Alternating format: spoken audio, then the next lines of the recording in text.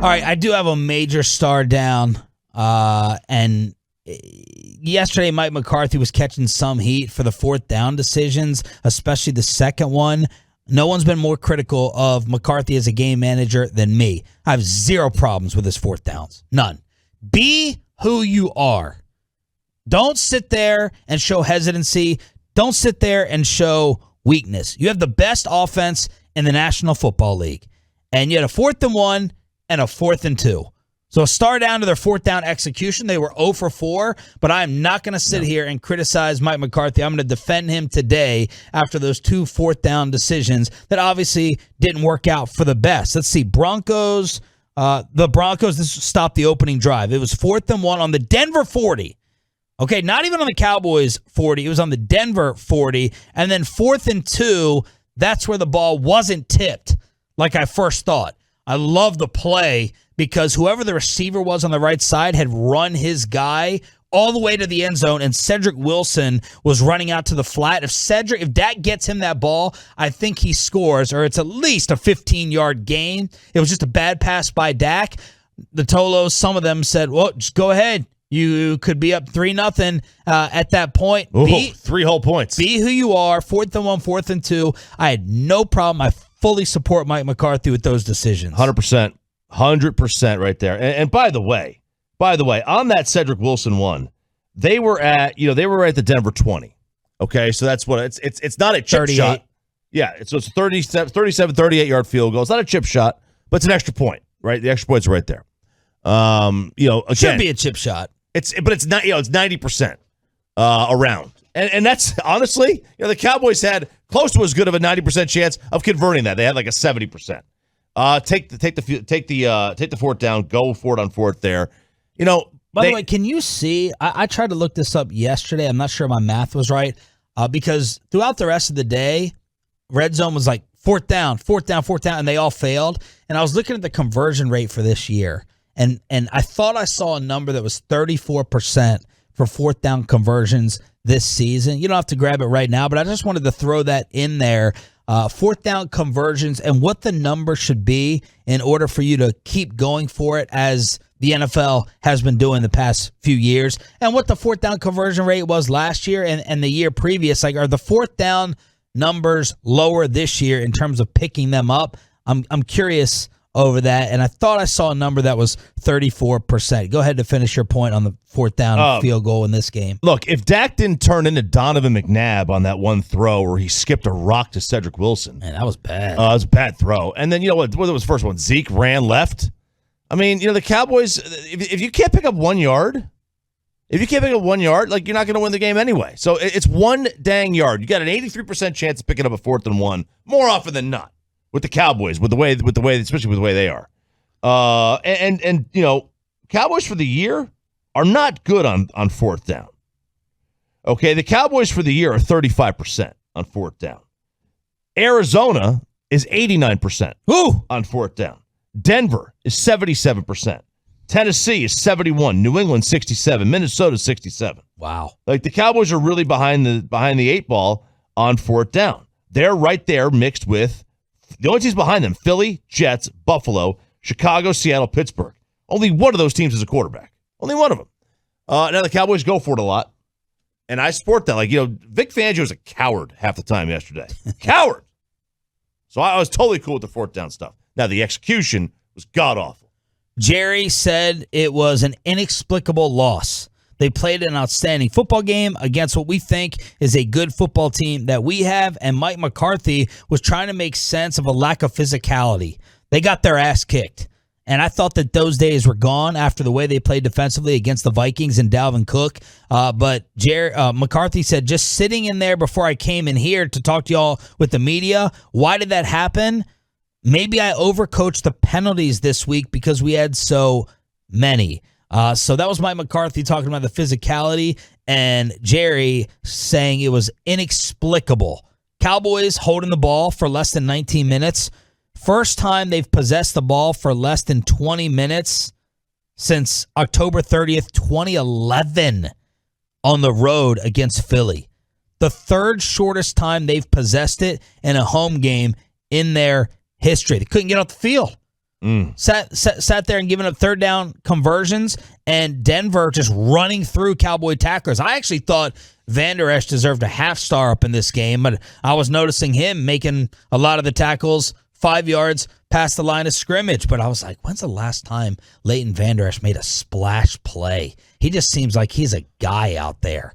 That's it. When's the last time he made a play where you're like, whoa, okay. It's been a while. Van Der Esch with a lot of tackles yesterday. Yeah, that'll happen when you're just sitting there keying on running backs and such, and the splash plays just aren't really going to be there. 12 total tackles, 1 tackle for loss. Yeah, you've got to you got to get in the backfield if you're going to make splash plays or get interceptions, and interceptions from the linebacker standpoint are not the most happening thing out there in the world. What was the most frustrating part of the game, and did you turn it off at any point? Now, Corey, I know you said Tolo. I'm not going to lie. Tolo, Kevin. All right. You might judge me harshly Turn for this. on, I leave know. on. All right. So I put up a Twitter poll to help me decide if it was okay. Did you turn off the game? Are you going to turn off the game? 62% said they turned it off. 38% said they didn't. When it was 30-0, I was like, yeah, I think I'm done. I didn't turn it off. You just fell asleep. Yeah, by accident. Sorry to call you out. No, I told you guys. Hey, that happens. It was man. like either late in the third or early in the fourth. I don't remember falling asleep. I was just laying down on the couch. I was obviously not very interested in the rest of the game. And then I woke up and there was like 11 minutes and change. So I think I just missed a series. I think I closed my eyes and accidentally fell asleep, but then woke back up and it was still 27 or 30-0. And I was like, well, I didn't miss anything. I don't need to go back and rewind.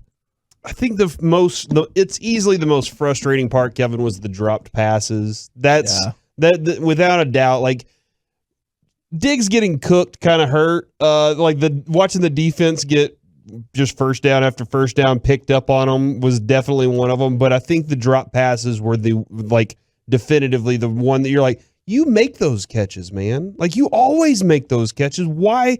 What's happening right now? And the fact that he couldn't seem to link up with CeeDee Lamb in any way, like for whatever reason, Dak and CeeDee Lamb could not get on the same page, whether it was overthrows, which were some of them were forced by Denver's defense. Like you got to give them credit for that. But he just couldn't get on the same page with him for whatever reason. I did not ever turn it off, though. All right, here's the deal. Okay. I started watching the game at home, got into the car, turned it on YouTube TV on my phone, and turned Brad Sham up. And then when we dropped off my wife and daughter at the airport, my middle son threw up in the back seat of the car, so I had to go clean that out. So as I was washing all that stuff out of the back seat of the car, I was still listening to the game, Kevin. That's how committed of a fan I am. All right. Does he get car sick? No, I think he had just had a few too many sugary snacks yesterday. Were these authorized sugary snacks? I don't think they were. How old? He's 10. 10. So 9 or 10, one of those two.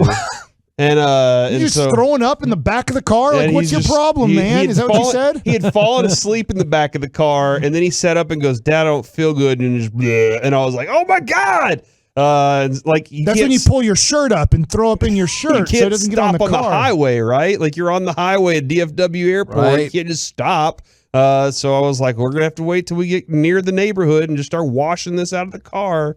So there you go, Kevin. Wow. But I still listened. Okay. There's a guy on Twitch that says his kids do that all the time. Your kids just throw up in the back of the car? No, not always. Just every once in a while, that kid specifically will throw up after too many sugary snacks. That is concerning. Up until, though, Kevin, I guess. Okay.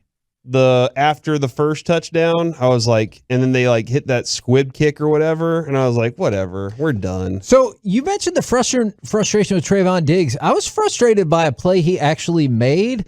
It was another play where he fell behind, and then you saw his catch-up speed. It worked out for him, but the receiver made the catch, and he was able to punch the ball out. I think that was the play they challenged on, but he was able to punch the ball out, and I was like, that was a good play, but realistically, if not for that, it looks like you just got burnt on another reception. Like, appreciate the heads-up ball skills that he has to punch that ball loose, but right, like a half second before that, I was like, again? Yeah. Are you guys afraid at all that the Cowboys defense is about to get exposed the way that I'll say at least the way I thought they were going to get exposed as this season was going to play out? If you consider Because I thought it was going against Minnesota, and it didn't happen. Because the offense didn't look spectacular. That's what encouraged me. But this time, when the offense didn't look good, we got cooked. So I'm a little worried about that. I bet a lot of Cowboys fans are. Mike, that's sitting there waiting. I'm not as concerned maybe as you are right now, but I can very easily be convinced after this last game. Just because Kevin asked, I think it was Friday, what are the things that that you're like still looking at going, can they fix? And I said, chunk plays. Like, that's the one thing that I look at and I'm like, that's the difference is they keep giving up those kinds of plays. It's going to come in and affect them at some point. You thought you were going to get the interception, right? With Jordan Lewis. Awesome little play there. Yes. And then you get a defensive holding. And it's just like that, those little things where you're like, okay, we got the turnover we needed. That's going to be the spark for this team. And that has been a spark. Like, that's been the one thing that I kept saying. If you go back, the Cowboys defense, when they make a play, it really does re-energize the team for whatever reason. And they didn't get any of that yesterday. So, Mike, if the defense is getting beaten over and over and the offense can't do the complementary side of it and keep them off the field a little bit, then, yeah, they could get exposed a little more. From the 2-1-4, and I wanted to mention this because I thought this was the dumbest play of the entire game. And the announcers were like, well, obviously he'll go for 2 here. From the 2-1-4, I turned it off after the 2-point conversion when the Broncos went up 27-0. All right. Why'd they go for it? I know. It was 19-0. They scored the touchdown. So now it's 25-0, and they're like, oh, they really should go for 2 here. And I was like, why? Because theoretically, if you had 3 touchdowns and a field goal, it would be 27-0. What difference does it make? It's now a 4-score game. The chart says when you're up by 25. Who cares? It's a You're kicking their ass is what it should say. Yeah. And do whatever you want. They've scored 0 points. You're up by now 4 scores. It makes no difference. You could snap the ball and lay on the ground and just don't let them get it, and you're going to be fine. From the 3-2-5, the block punt craziness, then I turned it off. From the 6-8-2, after that touchdown to make it 30, or after the score to make it 30-0, I said, I ain't watching this S. From the 2-1-4, it was the blocked punt for me. And then from another 2-1-4, they're calling me out. Oh, yeah. Is it Tolo or Toto? It's not turn it on, turn it off. It's turn it on, leave it on. So I agree with the I Tolos. apologize. I got tired with 4 minutes to go, and they're like, hey, maybe they're going to drive and not be shut out for the first time at AT&T Stadium. And I was like, who cares? Like, did you care at all that they didn't get shut out? I did not. Yes. You did? Yeah, man. That's a gut-wrenching feeling, man. If there was another quarter, we would have won. Yeah. We just ran out of time. Yeah. You do not believe that. We were charging, man. They'd scored the first 30, but we scored the next 16. If there would have just been a 5th quarter, we would have won 32-30. We would have scored 16 again. Yep. And held them to 0. Yep. You could tell. How does that make sense Everything to you? was changing there the last 5 minutes of the game. They didn't know how to stop us There at is that point. no part of you, Mike Bassick, that Thank believes God we left anything. Dak in. I thought that was a great decision when it was 30-0 with 5 minutes to go. I was like, yeah, you know what? I mean, if Dak gets hurt here, that's okay. We're working on things. And that's a good thing to do, is to leave Dak in when you're down by 30 with 5 minutes to go and you're struggling to block their defensive ends. I think you should leave them in so you can definitely get that confidence up and get those touchdowns you need. You do not believe any of that. At Twitch.tv. Good, because it's a moronic decision. God almighty. Like, how stupid do you have to be to leave your quarterback in that's coming off of a calf injury to be like, yeah, we're down by 30, but we really need him in this situation. The calf injury must have been really Ask bad, huh? Dave Campo how that went when he's like, yeah, we're down by 40. Let's leave Joey Galloway in here and see how that works. Oh, we just ended his career after trading 2 first-round picks 3 months ago? Good decision. Had to work on things. Yeah, you know, that question Hagee and KNC were asking, like, how do you get your mind off of something like that? If you're competitive, if you are passionate with your sports teams, it doesn't really go away. It just kind of dissolves, and you get ready for the next game, and you hope to rebuild. And I think I take satisfaction in the fact they have 6 wins. Yeah. You know, I take satisfaction in knowing other teams have lost games they should not have. There's 24-hour rules in professional sports. And, you know, I know people kind of make jokes about, oh, you got 24 hours to kind of put it away. That's really what it is. You'll hear coach speak and all that. But, you know, when you go in, you sit down, and you watch the tape, you kind of like, oh, God, I thought that was going to happen. You kind of go back and try and figure out the things that we thought were going to work in this game. Why did they not work? And then because you don't want to make those same mistakes again, because you're going to see people that are going to try and play you the same way. So you don't want to go into a game plan next week thinking, oh, okay, well, if they try this against us, well, this will be the answer we have next time around. So usually in the NFL, I know just working with the Cowboys all the years I did, that was always about a 24-hour window. And once that thing hit, then you kind of moved on to the next thing like Bill Belichick always says. Well, I was very confident in a win. A lot of us were. Why did it go so horribly at 877-881-1053? General at your service. At ease. There's Jeff Kavanaugh, Brian Broaddus, Lucius Alexander, along with you. We are the GBag Nation here on 105.3 The Fan. So, yeah, it's a simple question.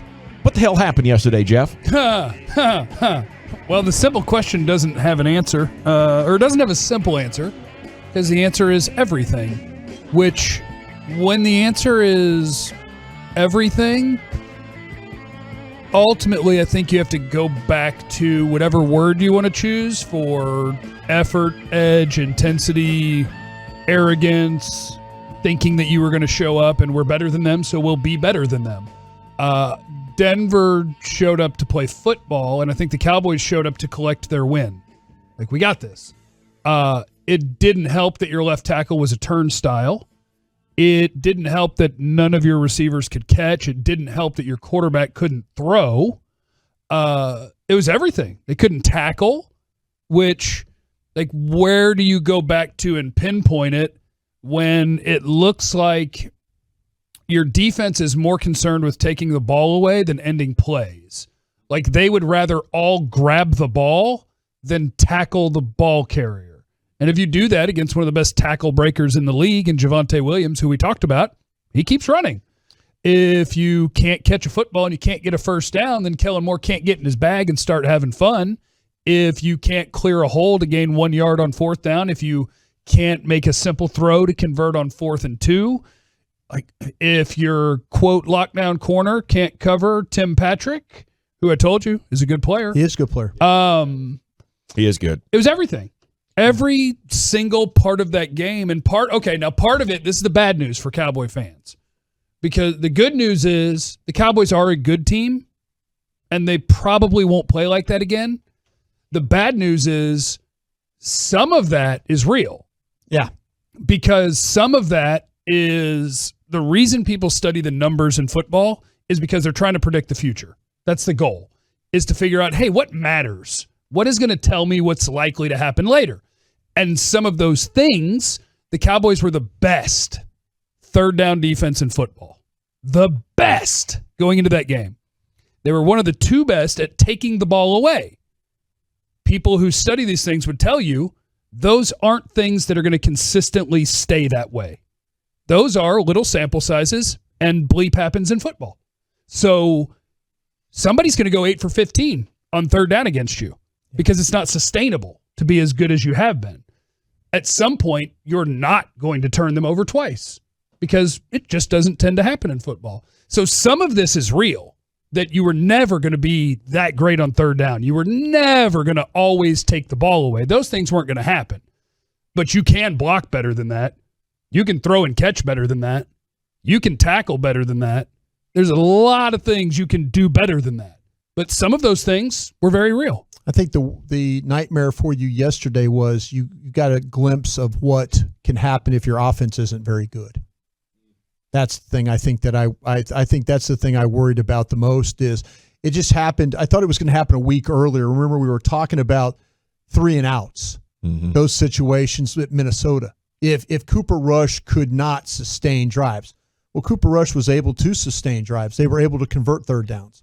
But you saw a glimpse of if you can't put your defense in a situation where they're playing ahead and where the big plays don't matter. You know, they still gave up a huge amount of big plays yesterday. But when your offense is getting big plays right along with them and keeping the score where it needs to be, your offense can kind of get away with some things. And yesterday was a bad nightmare for you because your offense wasn't working and then your defense got exposed. And we were kind of worried about the defense getting exposed a little bit. Yeah. You know, because that offense puts you at such the Cowboys offense puts the opponent at such a bad spot because it almost makes them one-dimensional.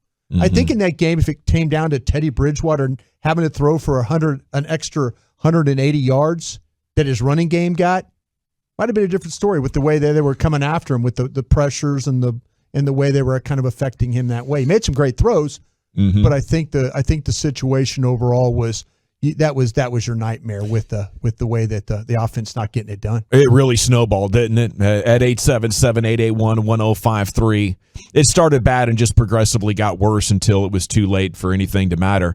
I think with so much going on with trying to overcome injuries and the wild emotional win of last week, Jerry said in that locker room he wasn't sure the last time he'd seen something like that. I'm paraphrasing, but it was very similar to those words.